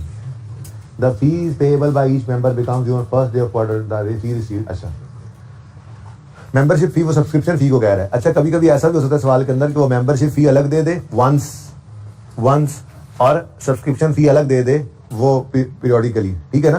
तो फिर वो दोनों अलग अलग इनकम होंगी। फिलहाल तो ये मेंबरशिप फी ही है, सब्सक्रिप्शन फी बेसिकली इसको कह देंगे, ठीक है। अब वो कहता है, जो कहता है उसको छोड़ो, मेरे पहले मेरी कहानी सुनो। एक बंदा हमारे पास आया 1 जनवरी को और उसने कहा कि आप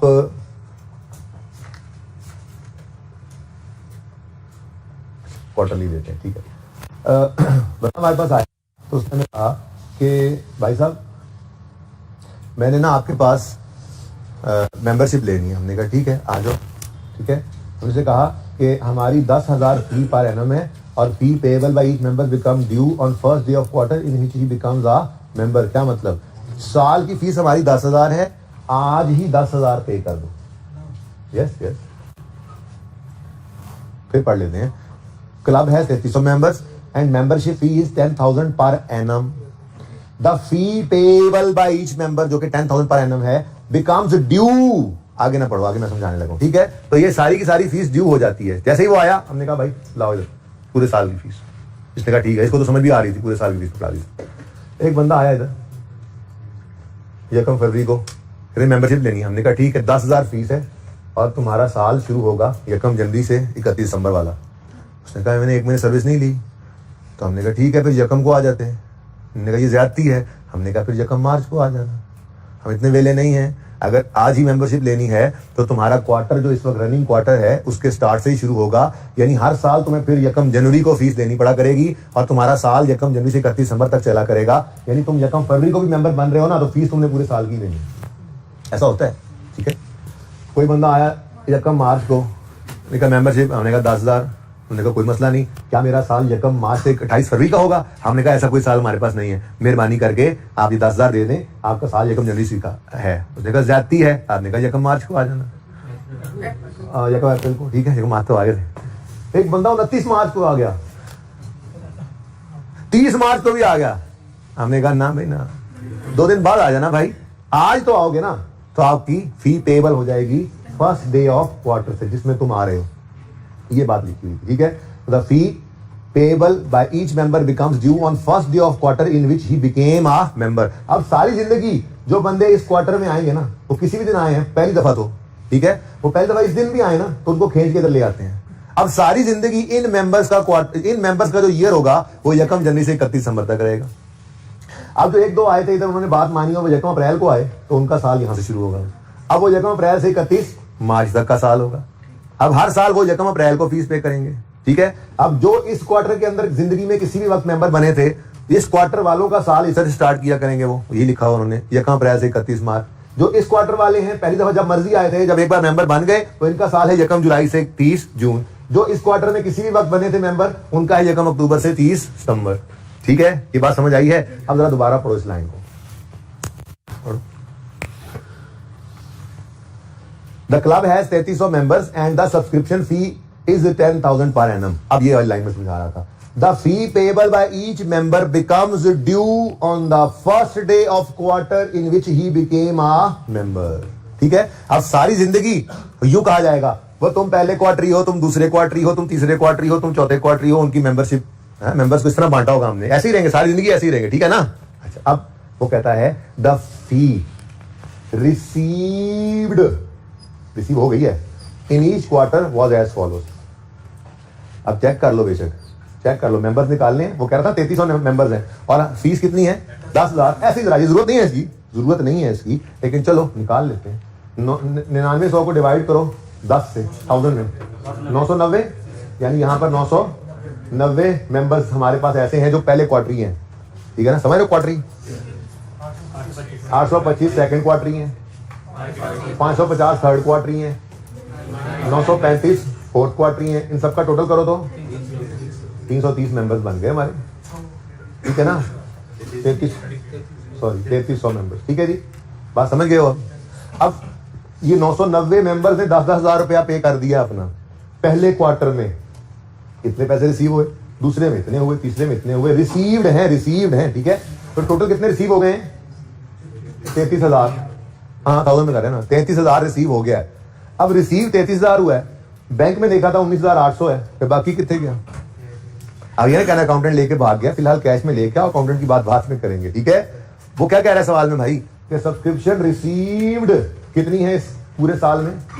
33,000, ठीक है। बैंक में डायरेक्टली कितनी रिसीव हुई है? यही तो वहां पे इशारा दिया उसने, डायरेक्टली बैंक में कितनी रिसीव हुई? 19,800। तो फिर बाकी कहां रिसीव हुई होगी? कैश में, ठीक है। तो अगर टोटल सब्सक्रिप्शन है 33,000 और बैंक में आ गई है 19,800, तो बाकी कितनी बचती है? 13,000। इसकी एंट्री होगी कैश डेबिट 13,200 से और सब्सक्रिप्शन अकाउंट क्रेडिट, ठीक है जी। ये क्या है जी? ये सब्सक्रिप्शन इनकम, ठीक है जी, तो सही है। ये तो होगी बात खत्म। अब अगली बात शुरू करते हैं। यहां तक को मसला है तो बताएं, सही है और सही है।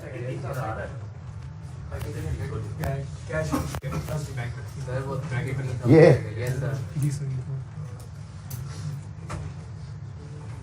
हेलो यार, हेलो यार, हेलो।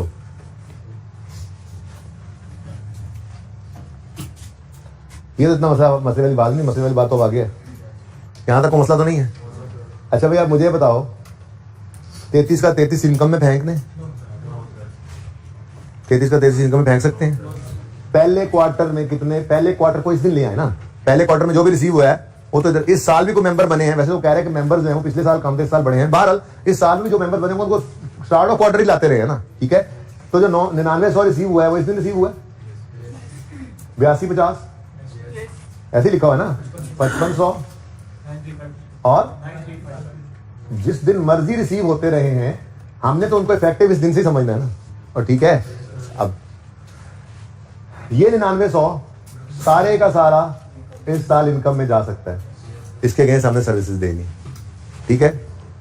लेकिन ये 82 आगे तक जा रहा है, ये 55 आगे तक जा रहा है, ये 93 आगे तक जा रहा है। अब सारी इनकम में नहीं जा सकती, कुछ एडवांस भी रिसीव किया हुआ है, समझ गए हो। अब एडवांस निकालने के लिए मेरे ख्याल में आपके पास कोई इतना मसला नहीं है क्लोजिंग में एडवांस निकालना, मेरे ख्याल में आप निकाल सकते हैं, ट्राई तो करें। ये एडजस्टमेंट मुश्किल थी, लेकिन ये इसलिए मुश्किल लग रही है कि मैंने अभी तक सब्सक्रिप्शन में आपको इतना उलझाया ही नहीं था, मेरा सिर्फ फोकस चल रहा था। अभी आज मैं आपको होमवर्क के अंदर सब्सक्रिप्शन के भी छोटे छोटे सवाल दूंगा जो इसी बुक के अंदर स्टार्ट में मौजूद हैं, जो छेड़े नहीं थे, ठीक है ना। तो वो प्रैक्टिस भी आप शुरू करते हैं। ये जब सब्सक्रिप्शन की थोड़ी सी प्रैक्टिस कर लेंगे तो ये भी आपको आसान लगने लगेगी। जिसमें अभी तो 3 दिन सिर्फ सवाल संभाला है मैंने, अब सवाल समझ चुके, आपने देख लिया, मिनटों में सवाल हो जाता है। अब ऐसे ही हर रोज एक नया काम करते जाएंगे। 11,820 कह रहे हैं कुछ बच्चे, 825 कह रहे हैं। चलो ये ट्राई करते हैं। मैं यहाँ पे ना वर्किंग 3 की जगह छोड़ी हुई थी, यहाँ पे मैं क्लोजिंग एडवांस निकालने लगा हूँ। अब इधर देखें, क्या देखें, 9900 में से कुछ भी एडवांस नहीं निकला, मानते हो ये बात।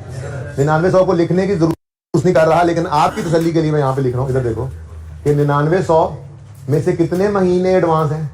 आपने कहा जी कोई भी एडवांस नहीं है, सारा ही इनकम में चला गया। मैंने कहा अच्छा, इसका मतलब यहाँ पे 0 आता है, ठीक है, वैसे ही है।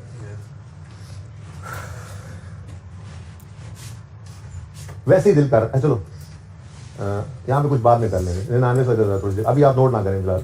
9900 इंटू 0/12 इज इक्वल टू 0, ठीक हो गया। अगले क्वार्टर वाले जो 8250 वाले हैं, इनके 9 महीने सर्विस दे चुके होंगे, इनको ये इनकम बन जाएगा। तो हम इस वक्त इनकम नहीं निकाल रहे, इनकम भी निकल सकती थी, ठीक है, लेकिन हम क्लोजिंग एडवांस निकाल रहे हैं क्योंकि स्टेप्स ये सीखे थे ना एक्रूवल में। तो ओपनिंग लिखते हैं, कैश रिकॉर्ड करते हैं, क्लोजिंग कैलकुलेट करते हैं और बैलेंस फिगर इनकम एक्सपेंडिचर, वो गेन लॉस का आता है ना, प्रॉफिट लॉस चली जाती है, ये यहाँ पे इनकम एक्सपेंडिचर में चली जाएगी फिगर इनकम की। तो उसीलिए क्लोजिंग पहले निकाल रहे हैं, जरा आसान भी है, ठीक है, वरना इनकम भी पहले निकल सकती थी। सारा 99 इनकम में फेंक दो, लेकिन थोड़ा सा मसला ये होना था कि ओपनिंग में भी एडवांस होना था, तो कुछ उसमें से भी इनकम बनना था। तो इसलिए सेफ यही था कि क्लोजिंग एडवांस को निकालो। तो 9900 में से कुछ इनकम में नहीं गया, 8250 में से 9 महीने सर्विस दे ली, ये इनकम में जाना है। लेकिन हम इस वक्त इंटरेस्टेड हैं क्लोजिंग एडवांस निकालने में। तो 8250 जो है, इन 82,425 लोगों को जो 8250 रिसीव हुआ है, इनके 3 महीने हम पर लायबिलिटी है। 206 पॉइंट 3 हाँ, पहले पॉइंट में लिखवा दो ना आप, 0.5 जरा लिख लेते हैं, कोई बात नहीं, ताकि बुक का सोल्यूशन देखना पड़े तो वो मैच कर दे। अच्छा पता नहीं वहां 1000 में ये कैसे आगे बढ़ो।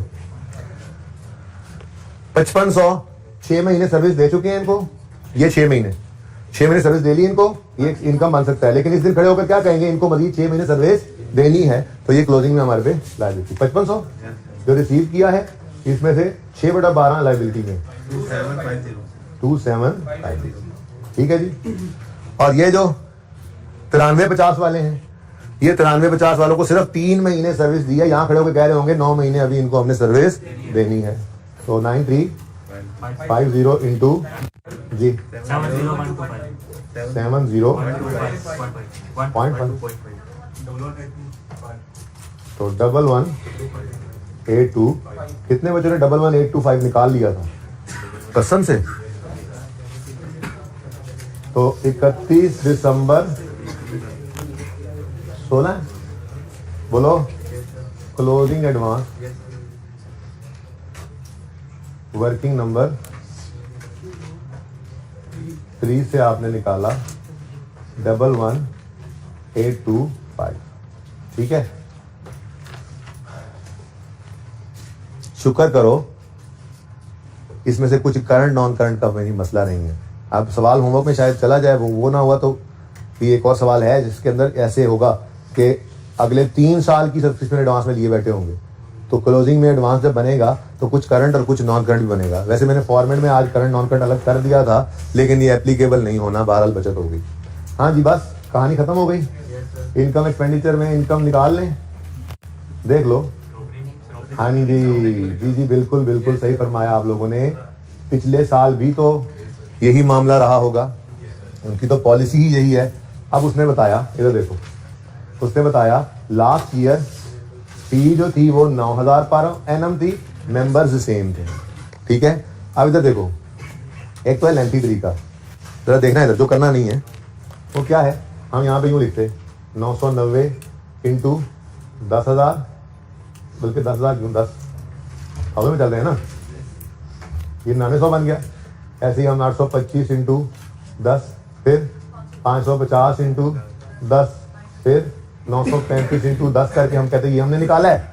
अब हम कहते चलो चलो ओपनिंग एडवांस निकालते हैं, और फिर हम ओपनिंग एडवांस निकालने के लिए इसी तरह से मेंबर सेम है, हम यूँ लिखते 990 इंटू 9000 जो आता हो 0/12, 825 इंटू 9000 यानी 9 जो आंसर आता है उसको 3/12 करते, 550 मेंबर्स इंटू 9000 जो आंसर आता है उसको 6/12 करते, और 935 इंटू 9000 और उसको 9/12 करते, तो हमारा ओपनिंग एडवांस निकलते। यानी कि पिछले साल के एंड में खड़े होकर क्लोजिंग एडवांस जैसे निकालते, वही साल का ओपनिंग एडवांस होना था ना। लेकिन इसका एक आसान हल भी था, वो क्या है, इधर देखो, ये मेंबर्स तो हैं सेम, मेंबर्स तो हैं सेम। अगर यहां पे मैं करूं भी तो क्या करूंगा, 990 इंटू 9, 825 इंटू 9, 550 इंटू 9, सब चीजें बाकी सेम रहनी है, बटे भी सेम रहने हैं। फर्क सिर्फ किसका पढ़ना है, 9 और 10 का, यही चेंज आया ना, सिर्फ सब्सक्रिप्शन बदली है। तो सुकून से कह लो ये 10 मेंबर्स का है, ये 10,000 के हिसाब से सब्सक्रिप्शन है, तो 9,000 के हिसाब से क्या बनेगी, वही गिवन अमाउंट वाला फॉर्मूला। इसको डिवाइड कर दो 10,000 से, मल्टीप्लाई कर दो 9,000 से, चेक करके देख लेना घर जाके, कल आज बल्कि जाके देख लेना, 990 इंटू 9 और ये सारे को 9 से मल्टीप्लाई करके ये फ्रैक्शन लगा के भी वही आंसर आएगा, ठीक है। तो यहीं पर मैं ओपनिंग एडवांस निकाल लेता हूँ, तफसीली वर्किंग की जरूरत ही नहीं है। इधर देखो, अब क्लोजिंग एडवांस कितना है जी, 11,825। इधर देखना आप सारे बच्चे, ये निकला है 10,000 सब्सक्रिप्शन के हिसाब से। हमें यही चीज बाकी सब सेम है 9,000 के हिसाब से चाहिए, बोलो 642 एग्जैक्ट आ गया 0.5, ठीक है जी, सही है। अब घर जाके इसको आजमा लेना कि 990 into 9000 into 0/12, 825 into 9000 into 3/12, 550 into 9000 into 6/12, 935 into 9000 into 9/12 करके देखना, पिछले साल के एंड पे क्लोजिंग वो यही फिगर आएगी, तो पर्चे के अंदर ये टाइम भी बच सकता है, ठीक है। तो मैं ये काम नहीं कर रहा, अलग से ओपनिंग एडवांस निकालने बैठ जाए, हम क्लोजिंग को यूज करके ओपनिंग निकाल, ठीक हो गया, सही है। चलो सवाल तो खत्म ही हो गया। ओपनिंग रिसीवेबल में कुछ नहीं है, क्लोजिंग रिसीवेबल में कुछ नहीं है। इधर देखें, ब्रॉड डाउन सवाल में कोई नहीं है, वो एडवांस में ले लेते हैं, क्लोजिंग 0। तो बताओ जी बैलेंसिंग 31 एग्जैक्ट यार जी गल जगह ही कोई नहीं मेरे को पता यार 31,817.5, ठीक है जी। 10,000 पर एनम इस साल है, पिछले साल ये 9,000 पर एनम थी, सालाना 9,000 थी। हो सकता है पिछले 5 साल से 9,000 रही हो, इस साल बढ़ के 10,000 हो गई है। अब हो सकता है अगले 5 साल यही रहे 10,000, फिर आगे बदल जाए, बदल तो सकती है ना। और सालाना 10,000 है, अब वो सालाना 10,000 का इंक्रीमेंट कभी नहीं लगना, सारी जिंदगी 10,000 रहेगी। 50 साल पहले 10,000 सब्सक्रिप्शन थी सालाना, तो आज ही 50,000 रखेंगे, बढ़ेगी ना।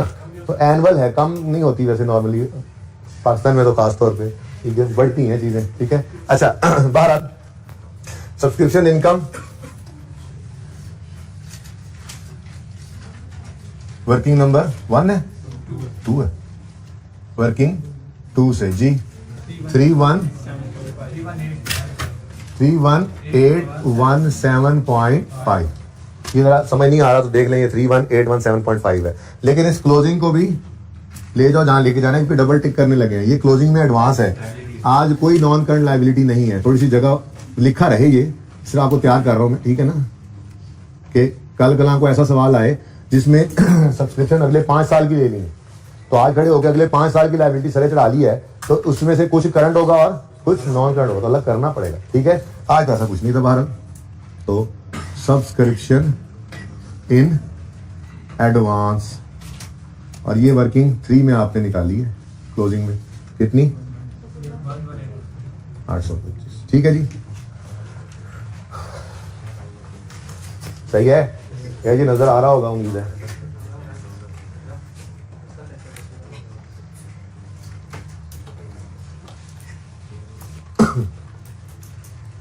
ओके, मुकम्मल हो गया जी, 11,825 मुकम्मल हो गया जी। ये काम मुकम्मल हो गया सारा, सब्सक्रिप्शन अकाउंट ओके है, 3 भी ओके है, चले आगे।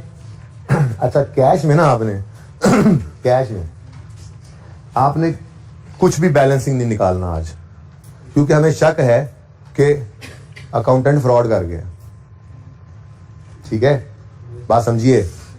आज शक है ना, जिस चीज पे शक है उसने हाथ लगाया, बैंक का तो स्टेटमेंट आ गई, बैंक स्टेटमेंट सामने बनी हुई है, ठीक है, तो सब कुछ हुआ हुआ है, तो अब कैश ही अप्रोप्रिएट हो सकता है नॉर्मली, ठीक है। अकाउंटेंट ने कैश चूना लगाया है, ये शक है हमें। जब हमें शक होगा ना, तो हम कैश के अकाउंट में से, कैश के अकाउंट में कुछ भी क्वेश्चन मार्क जो है ना, बैलेंस नहीं निकालना, सारी चीजें कहीं ना कहीं से निकाल कर लेके आनी है, और फिर चेक करके देखना ये बैलेंस हो रहा है या नहीं हो रहा। अगर नहीं हो रहा होगा और इधर वजन पड़ रहा होगा तो फिर चूना लग गया था, ठीक है। इसलिए इसको फिलहाल छोड़ दें, क्रेडिटर्स के अकाउंट की तरफ आए। इसमें परचेजेज आएंगी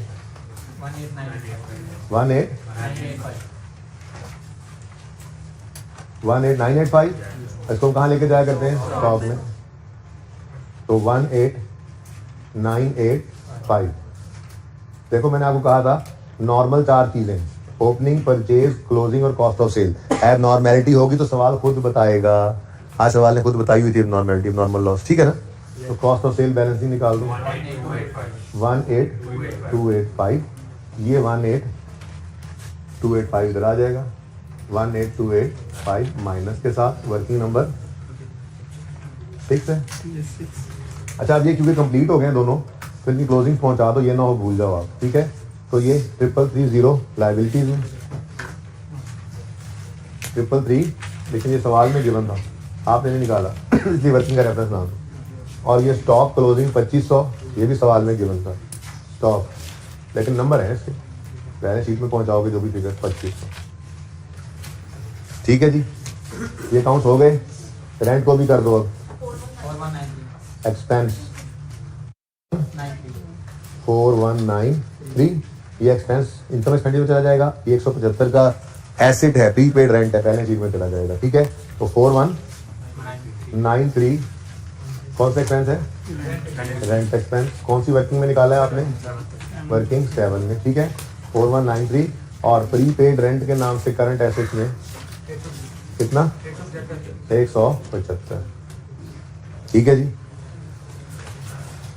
ये एंट्री हो चुकी, ये वर्किंग यूज हो चुकी, ये अकाउंट तो हम कर भी चुके हैं, ये भी हो चुका है, डेबिशन भी पहुंच चुकी है, तो अब रह यही कैश गया। अब कैश में ना आपने, क्योंकि आपको शक है इसलिए आपने बैलेंसिंग ये निकालने की ट्राई नहीं करनी, ठीक है ना। वैसे बैलेंसिंग इस तरफ निकलना ही नहीं है फिलहाल, लेकिन कोई क्वेश्चन मार्क इसमें नहीं छोड़ना। उसूल की बात क्या है, शक है ना, तो कोई क्वेश्चन मार्क इसमें आपने नहीं छोड़ना, ठीक है। इसका मतलब सेल ऑफ टक शॉप कहीं ना कहीं और से निकाल के लाएंगे, वो निकल सकती है भाई, कॉस्ट निकल आई है, मार्कअप मार्जिन मौजूद है, सेल यहीं पे निकाल लो। गिवन अमाउंट है 18,285, गिवन अमाउंट क्या है जी, कॉस्ट है। गिवन अमाउंट की परसेंटेज 80 है, हमें चाहिए सेल, परसेंटेज 100 है, सेल बताओ 22,856.2 एग्जैक्ट लिखना जरा, ताकि आपको वहां पे सोल्यूशन मैच हो सके, ठीक है। तो ये हो गया जी, ये 22,856.25, ये एंट्री पड़ गई, बोलो कैश डेबिट सेल क्रेडिट। चलो इसको भी निकाल दो,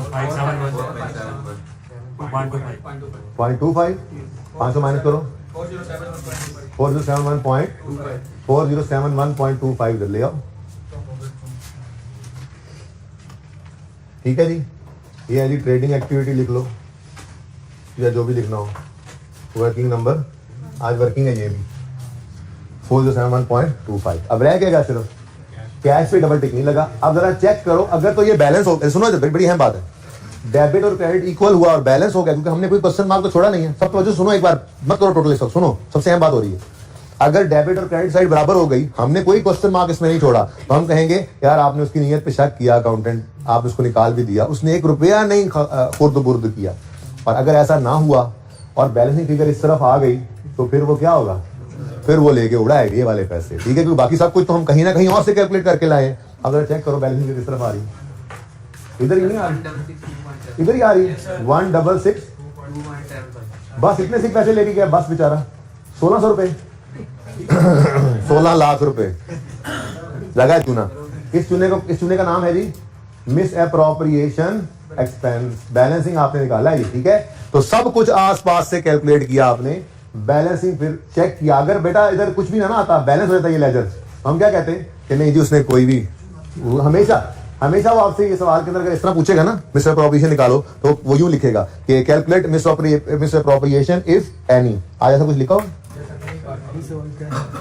determine the amount of loss incurred by club due to fraud. यार उसने तो कह ही दिया, वैसे कहना नहीं चाहिए, वो कहता नहीं है नॉर्मली, ठीक है। वो यूं कहेगा कि determine the fraud if any, determine the amount of fraud if any, यानी कि आप चेक करो, होता है उस सवाल में भी, ठीक है, लेकिन चेक करना होता है पहले, ठीक है। लो भाई ये भी लॉस है, इसकी एंट्री इधर देखो। अगर एबनॉर्मल लॉस हो और एबनॉर्मल लॉस हो जाए कैश का, इसकी एंट्री को यूज करूंगा मैं। कैश डेफिसिट नहीं होता, बाकी सब वैसे ही, इन्वेंट्री की बजाय कैश गया है, बस अल्लाह अल्लाह ते खैर सल्ला। तो हम तो कुछ नया नहीं सीखते, आपको पता ही है, ठीक है। इन्वेंट्री एबनॉर्मल लॉस हुई तो डेबिट लॉस होगा, ठीक है। अब ये एंट्री यहां पे कर लेते हैं, यहां मतलब जगह नहीं बची, यहां पे कर लेते हैं। वर्किंग नंबर कौन सा है, 13 बनेगी। इधर देखो वर्किंग 13, कैश या इंश्योरेंस क्लेम रिसीवेबल डेबिट और कैश अकाउंट ही क्रेडिट हो गया।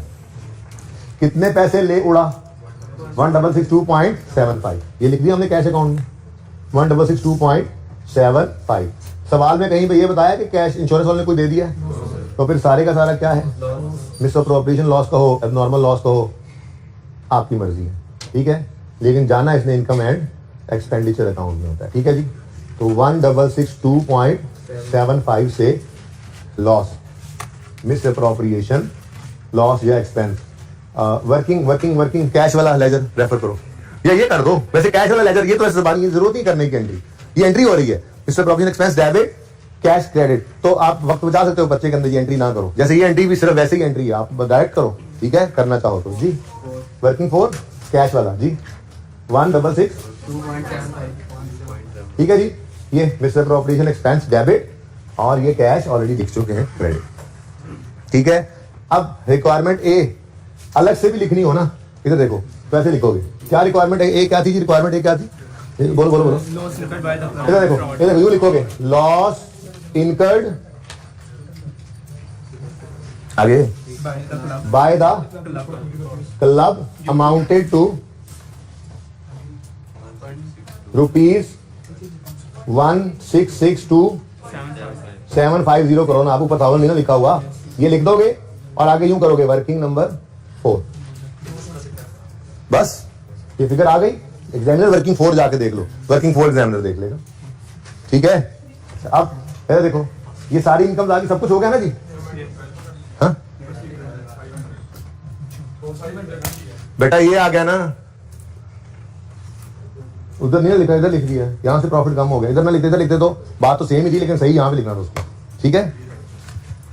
हाँ जी अब देखो, अब घर पे काम शुरू हो गया घर वाला, ये देखो बाबा ठीक है, निकाल लोगे आप, ये टोटल करोगे, इसको यहां ले आओगे, ये फिर कोई नहीं है, फिर उसको निकालने के लिए अभी रेड मार्कर आएगा, ये आगे ये आगे, ठीक है।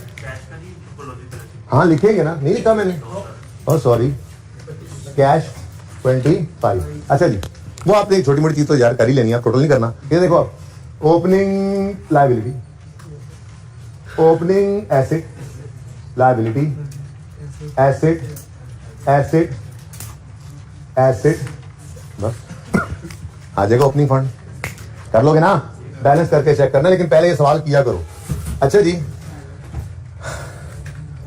ये वायलेंट फैमिली क्लब जो है ना जी, अगला सवाल, ये मुश्किल पेश आएगी आपको इसमें थोड़ी सी। मेंबरशिप की, लाइफ मेंबरशिप का कॉन्सेप्ट है, सुनो आप, लेकिन उसने ना खुद बताया हुआ है। लाइफ मेंबरशिप पता है क्या होती है? लाइफ मेंबरशिप होती है कि आप आज इकट्ठे कुछ पैसे दे दो, आप लाइफ टाइम आप मेंबर बन जाओगे, पैसे दोबारा नहीं लेंगे। तो उसके लिए वो कोई ना कोई बेसिस बताता है। सवाल में उसने बताई हुई है कि जी स्कीम इंट्रोड्यूस की गई है जिसके अंदर लाइफ मेंबरशिप क्रेडिट कर देते हैं हम लाइफ मेंबरशिप फंड में, लायबिलिटी बना लेते हैं जब रिसीव करते हैं अपॉन रिसीट, ठीक है, और then transfer to income equally over 10 years, फिर 10 साल में उसको इनकम बना लेते हैं, ठीक है। 10 साल बाद वो जिंदा रह भी जाए तो फिर हम कुछ नहीं करते, बस जैसे फुली डेफिनेट एसिड यूज किए जाते हैं बंदा, वैसे ही ये मेंबर भी 90 साल में छोटी टेक के आता था, मैंने लाइफ मेंबरशिप ली थी, ठीक है, 50 साल पहले ली थी, 10 साल सिर्फ पैसे, एक बार पैसे दिए तो उसके बाद ऐसे हो जाता है, कभी कभी कोई मेंबर गले पड़ जाता है, कोई बात नहीं, आपने 10 साल के ऊपर पॉलिसी रखी हुई है, लायबिलिटी बनाकर लाइक गवर्नमेंट ग्रांट उसको इनकम, ठीक है ना। तो ये इंशाल्लाह आप कर लोगे। एक तो इसको ट्राई करना है आपने जी। 13 दूसरा, कभी ऐसा भी हो सकता है कि अच्छा यार, इसकी बजाय ना, ट्रायल वाले सवाल की बजाय आप सी व्यू क्लब वाला सवाल देखो कौन सा है। 13 तो हो गया ना होमवर्क, ये 9, ये बड़ा खूबसूरत सवाल है, इसके अंदर ओपनिंग क्लोजिंग कोई भी नहीं गिवन, एक बात। दूसरी बात, ये इसका पहला साल है, 2 बातें। तीसरी बात, इसमें सब्सक्रिप्शन 3 साल के एडवांस पकड़ लिया इन्होंने। तो ये 2 सवाल आपने ट्राई करने हैं, होपफुली एक तो मैंने लाजमी करवाना है, 2 ना करवाए तो होमवर्क के अंदर पास पेपर ये 9 है, सी व्यू, और दूसरा है वायलेंस नहीं, वायलेंस है, वायलेंट फैमिली क्लब, ये दोनों अटेम्प्ट कीजिएगा। और को सवाल दूं या? अच्छा सुनो, आखिरी बात सुनो, करेक्शन ऑफ एरर के 5 सवाल, 13, 14, 15, 16, 17 पास पेपर के, और 3 सवाल फिक्स एसिड के, 2 हैंड आउट में थे, और तीसरा वो टेस्ट में आया था। ये 8 सवाल करेक्शन ऑफ एरर के कर लेना, 13, 14, 15, 16, 17, और 3 सवाल फिक्स एसिड वाले, ठीक है। IS 1 में पास पेपर मैं लिख के भी भेज दूंगा, ठीक है, लिख देगा, सुन लो ना, फिर भी सुन लो, पास पेपर 1 और 2 दो ही हैं सिमुलेटेनिटी के, वो करने हैं, और क्वेश्चन बैंक 5 और 6 कर लेना है IS 1 का।